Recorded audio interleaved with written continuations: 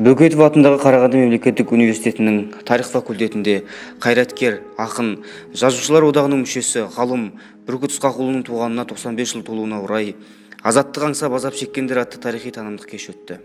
Қадірлі қонақтар қатарында қоғам қайраткері, есеп партиясының ұйымдастырушысы деп айыпталған Бүркіт Ысқақовтың көзін көрген жазушы Камил Жүністегі, ақын Серік Ақсұңқарұлы, Айгүл Бүркітқызы мен Махмет Темірұлының ұрпақтары болды.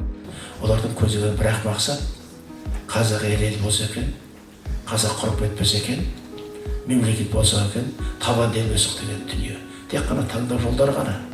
Кеште Life 09 командасы түсірген Бүркіт Ысқақов жайлы деректі фильм көрсетілді. Айта кетейік, бұл ақын туралы және есеп партиясы туралы жасалған алғашқы деректі фильм еді.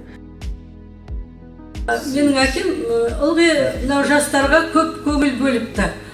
Жастармен көп әңгімелескен, алаша орда қайраткерлер туралы айтып, ұлт жандылыққа үйреткен, мәдени тіл адамдар өзінің шыққан тегін ұмытпасын деп өте көп жұмыс істеген. Жиын соңында облыс әкімінің назарына Бүркіт Ысқақұлына Нұра ауданының құрметті азаматы атағын беру, Нұра ауданының орталығы Нұра кентінде мектепке немесе колледжге Бүркіт Ысқақұлының атын беру, Нұра ауданының мәдениет және тілдерді дамыту бөлімі мемлекеттік мекемесінде жыл сайын дәстүрлі бүркіт оқуларын өткізуді қолға алу сияқты бірнеше ұсыныстар айтылды.